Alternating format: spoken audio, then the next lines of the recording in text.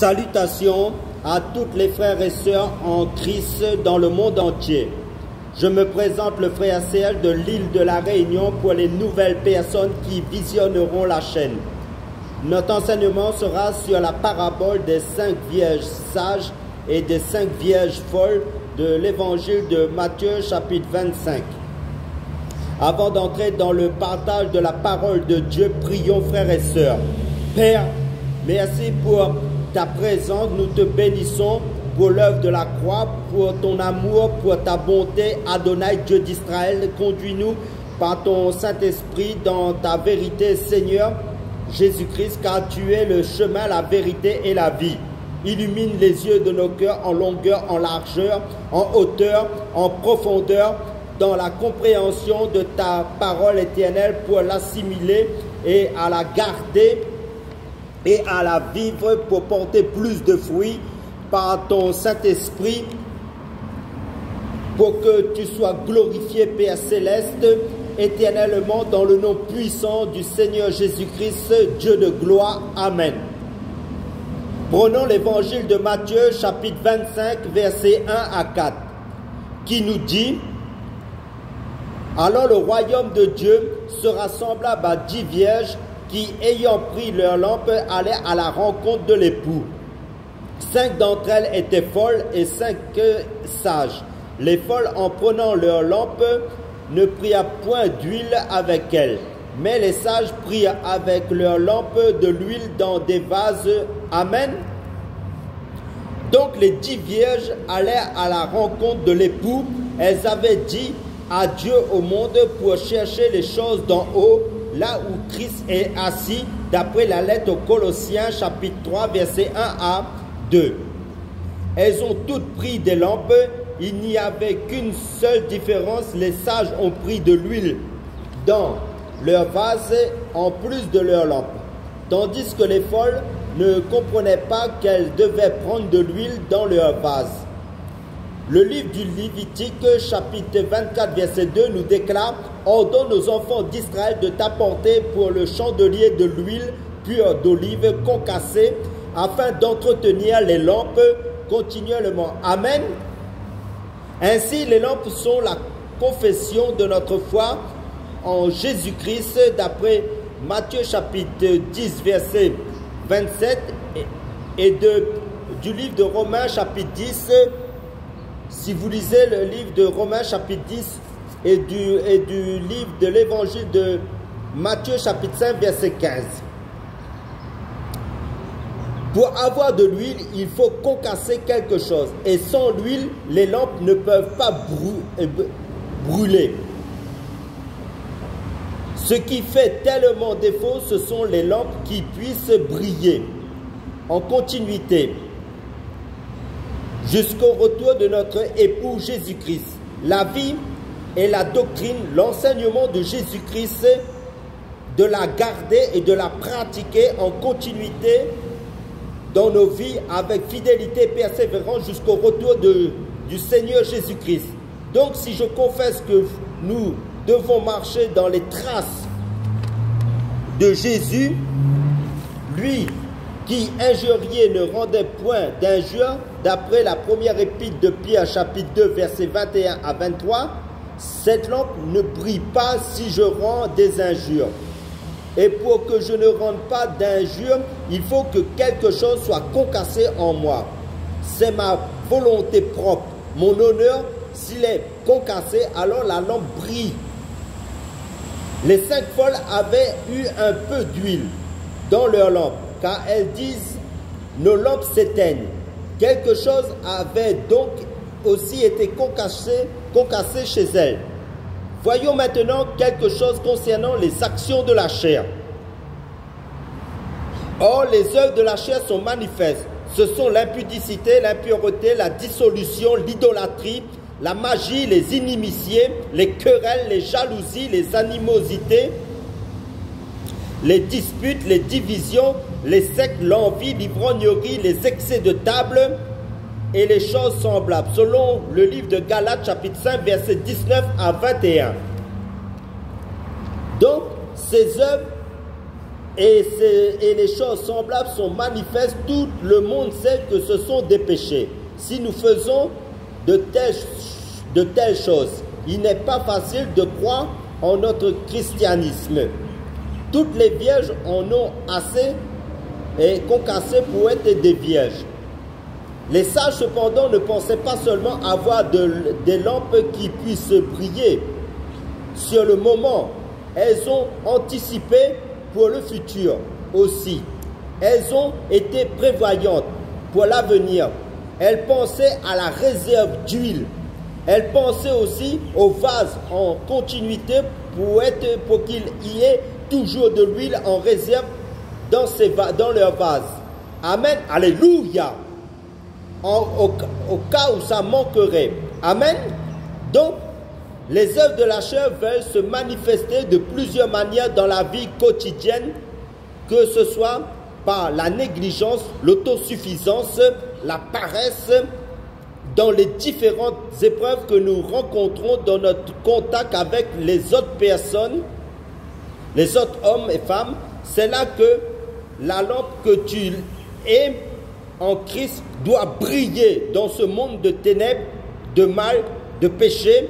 Donc, par ton comportement, par tes actions dans le bien, selon la parole de Dieu, tu dois briller pour Christ. Selon la parole de Jésus-Christ que tu as reçue. Les 5 vierges folles rencontrent elles aussi à elles-mêmes dans ces épreuves. Et la lampe brille, de sorte que les gens ne peuvent pas les juger. Mais elles se contentent de cela du moment. Elles ne réfléchissent pas au fait que le peu d'huile qu'elles obtiennent de cette manière, elles le consument aussitôt. Les vierges sages, en revanche, pensaient à amasser, à stocker de l'huile en réserve pour l'avenir, pour le retour de l'époux dans le vase.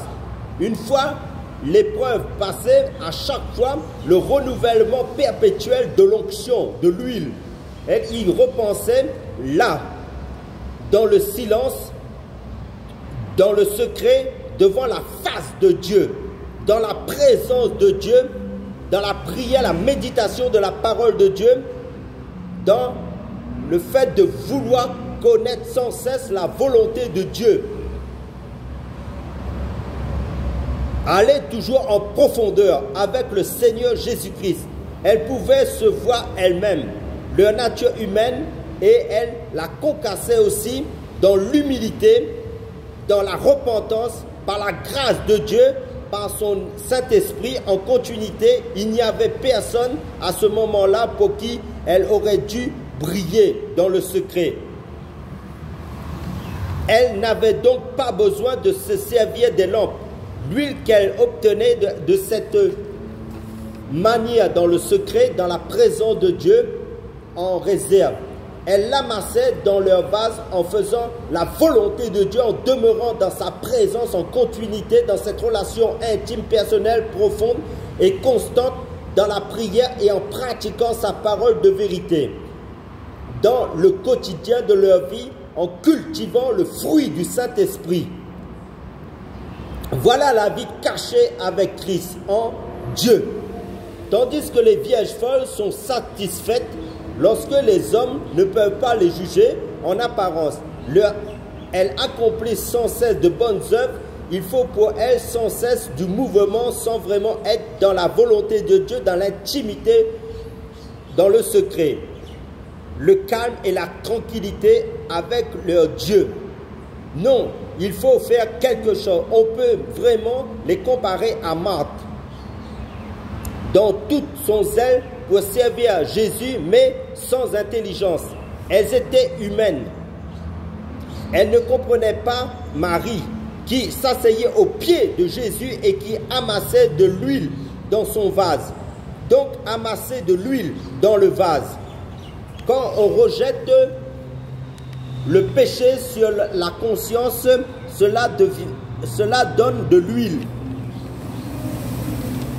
dans la lampe en vivre et en obéissant ce que Dieu dit dans sa parole de vie. En continuité, en faisant sa volonté et non pas notre volonté propre, humainement parlant. Donc, la vanité, la recherche de l'honneur, la démangeaison de prêcher pour se faire voir devant les hommes selon la chair. Toutes les intentions impures de la chair dans nos cœurs. L'avarice sont des choses que tout le monde peut voir. Elles doivent être concassées en nous, rejetées, si l'on veut que la lampe brûle. Les 5 en continuité, les 5 vierges folles se satisfait de cela. Celui qui est rassasié se range parmi les vierges folles, quel que soit le stade auquel il est parvenu dans l'autosuffisance. Mais l'esprit sombre dans les profondeurs beaucoup de plus grandes. Si tu veux avoir de l'huile dans ton vase, il te faut parvenir au repos intérieur, de sorte que tu puisses entendre la voix du Saint-Esprit. Il s'agit ici de marcher selon l'Esprit Saint, d'après Galates chapitre 5, verset 26. Les 5 vierges comprenaient le sens de cette vie en Christ, de la marche de l'Esprit, et elles amassent de l'huile aussi bien dans la lampe que dans le vase en continuité. Car celui qui sème pour l'Esprit moissonnera de l'Esprit la vie éternelle. En constance, elles ont une foi vivante et active dans la présence de Jésus-Christ en premier lieu et dans la Bible, sa parole éternelle, conduit par son Saint-Esprit en œuvre, en action, une foi active. Des hommes et des femmes matures, responsables, qui prennent l'œuvre de Dieu à cœur aussi. Comme l'époux tardait, toutes s'assoupirent et s'endormirent. D'après Matthieu chapitre 25, verset 5. Sur ce point, elles étaient toutes semblables. Et on ne leur fait pas de reproche. Parce qu'elles dorment. Ce sommeil ne signifie pas qu'elles sont devenues tièdes ou qu'elles sont déchues. Cela peut signifier qu'un temps était venu où elles ne pouvaient plus travailler. D'après l'évangile de Jean chapitre 9, verset 4. Elles étaient obligées de rester tranquilles. Au milieu de la nuit, on cria « Voici l'époux, allez à sa rencontre !» Alors, toutes ces vierges se réveillèrent d'après l'évangile de Matthieu chapitre 5, verset 26. Maintenant, elles avaient besoin de lampes. Cet appel a été adressé aux vierges dans les ténèbres. Elles avaient toutes des oreilles pour l'entendre et elles devaient alors le dire en plein jour. Elles devaient le prêcher sur les toits. Elles ont préparé leurs lampes. Mais pour briller au milieu de la nuit, il faut plus d'huile que la seule quantité qui est dans les lampes. C'est là que les folles se rendent compte du fait terrible que leurs lampes s'éteignent. Elles se sont alors rendues compte de ce qu'elles avaient négligé et elles ont voulu avoir de l'huile que possédaient les sages. Mais les sages n'avaient que ce qui était nécessaire à leurs propres besoins. Elles ne pouvaient pas couvrir les besoins des folles.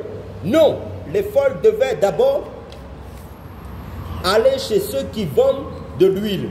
Elles devaient vivre la vie de l'esprit, prendre le temps de concasser les olives de sorte que leurs paroles puissent avoir le poids et la force nécessaires. C'est-à-dire ne plus vivre selon la chair, vivre selon l'esprit.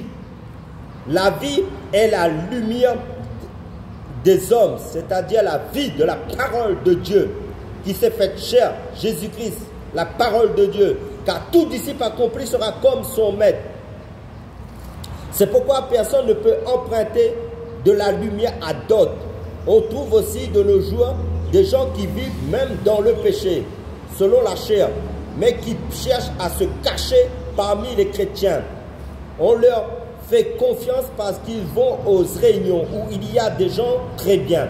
Mais l'heure vient où ils seront dévoilés.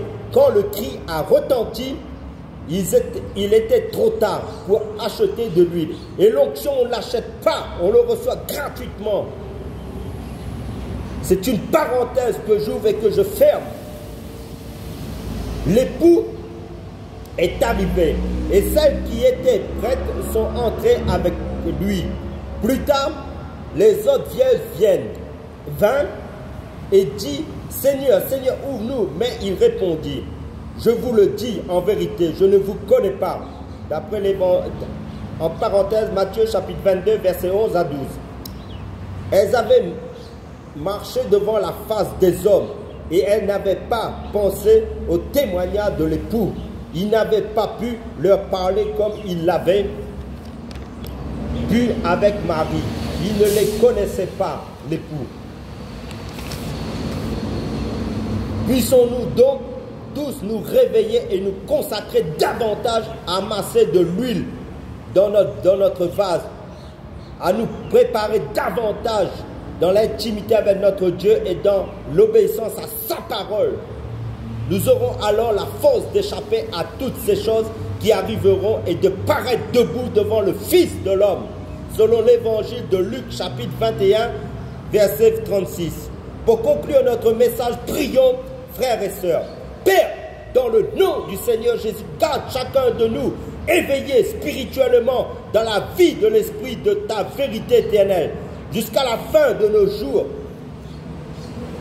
jusqu'à la fin, que nos lampes soient toujours allumées constamment dans la présence, dans ta présence en ton Fils Jésus-Christ, et que l'huile du Saint-Esprit de ton onction ne manque pas en réserve dans nos vases de chacun de tes enfants en Christ.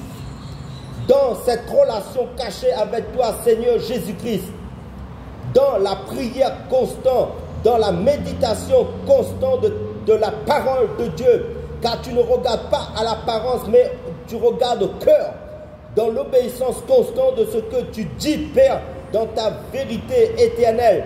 La Bible, notre nourriture spirituelle, qui est notre partage, qui est esprit et vie. Inonde-nous de toi, Seigneur Jésus-Christ, à saturation, que nos vases débordent de ton huile, de ton onction jusqu'à ton retour, Seigneur Jésus-Christ, pour la gloire de Dieu le Père, au nom puissant du Seigneur Jésus-Christ. Amen.